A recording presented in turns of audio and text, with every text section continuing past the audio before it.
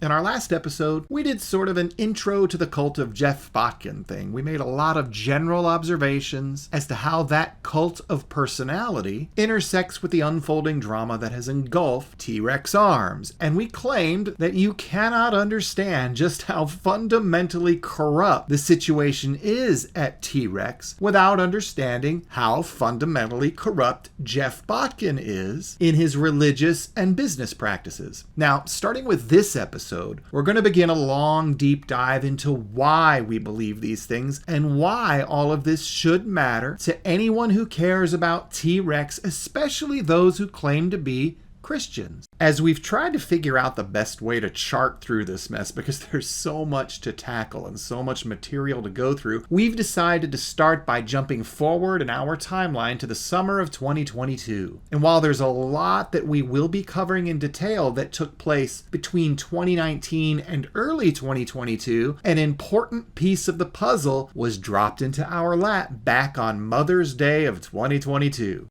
It was on that fateful day that, out of the blue and after months of radio silence from the cult of Geoff, we were informed by Jonathan Tucker, Geoff's hand-picked yes man and partner in crime at Christ the King Church, that well, I'll just read the email exactly as written and appears on your screen now.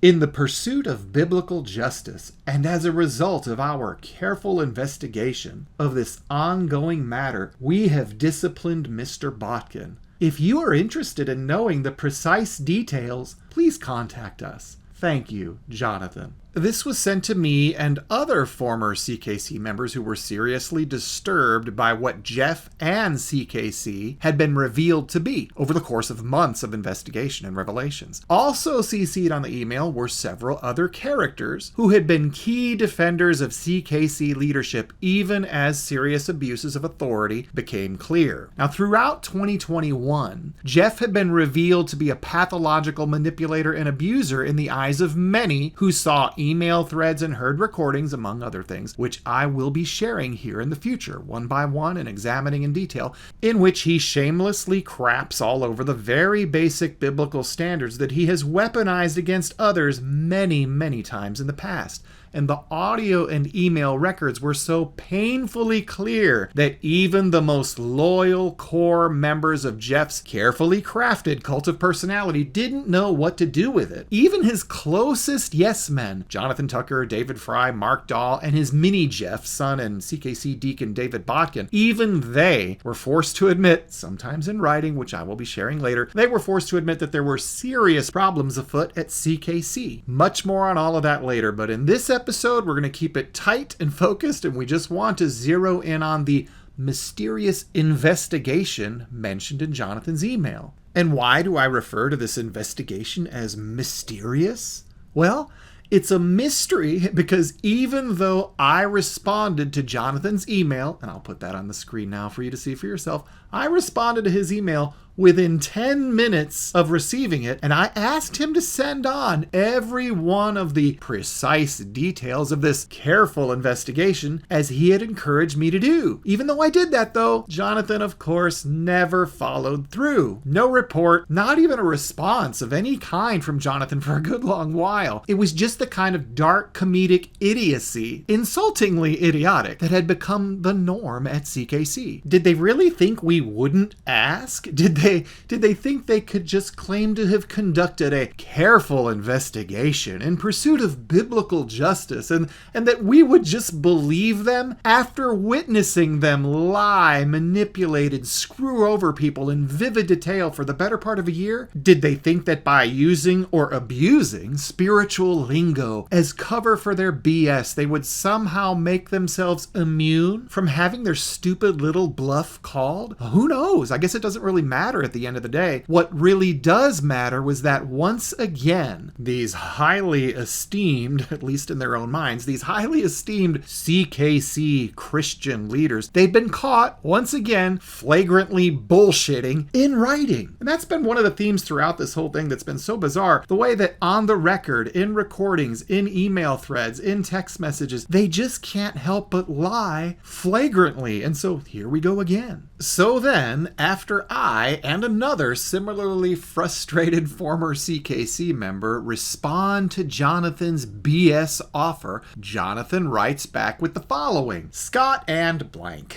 we want you to know that we are still glad to sit down and talk with you about the findings regarding Mr. Botkin. To this point, we haven't distributed the document and don't intend to. But to reiterate, we are willing to sit down and relate to you the precise details regarding the actions taken by the church this past Sunday. Thank you, Jonathan. To which I then responded, Jonathan, you wrote out of the blue at around noon on Mother's Day Sunday to report that you had conducted a careful investigation and that precise details related to this investigation were available if we wanted them. I responded within minutes confirming that we wanted all of the details in question. It was all very simple, clean, and clear. Now you are trying to make the provision of these details contingent on a meeting. Not gonna happen. Just honor your offer to provide the precise details of the careful investigation conducted by CKC, T.REX, and Reliant Management. Nobody on the CKC, T.REX, Reliant investigative team ever talked with us during their careful investigation, and you did not make the provision of precise details contingent on a meeting when you wrote to us on Sunday. Due to your well-established propensity for dishonesty and manipulation, we have long made plain the need for your presentations to be on the record. It is in this context that we reiterate confirmation that we want any and all of the precise details in question to be sent to us. Feel free to record spoken versions and send on the audio files if you'd rather share certain details verbally, but do be sure to include all of the details. At this point, it's important to note that Jonathan Tucker, aside from being an elder at the CKC cult, was also the owner, and is, I assume, the owner of a company called Reliant, which manufactures mainly nylon accessories related to T.REX products. So Jonathan's business, at least at the time that all of this happened, was completely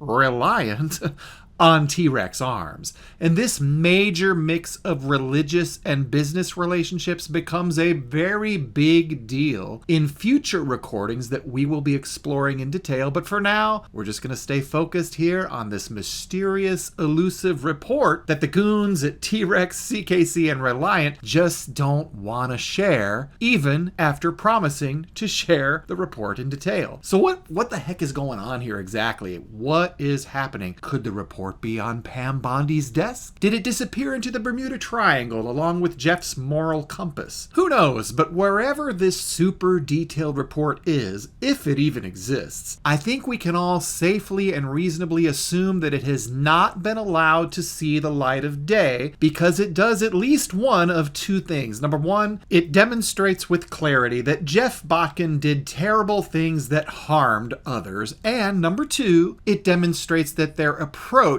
the CKC, Reliant, T.REX people, their approach to a careful investigation was just as comically incompetent and just as much an affront to true biblical justice as Jonathan's retarded email thread. Did any of these CKC, T.REX, Reliant yahoos bother during the course of their careful investigation to even speak with the people most directly impacted by Geoff's abuses? Oh no. Do they care? Nope. And what does this tell us about what they really think about truth and justice, particularly biblical justice? Because as we all know, the T.REX people love to lay on thick with the Bible lingo, the religious lingo.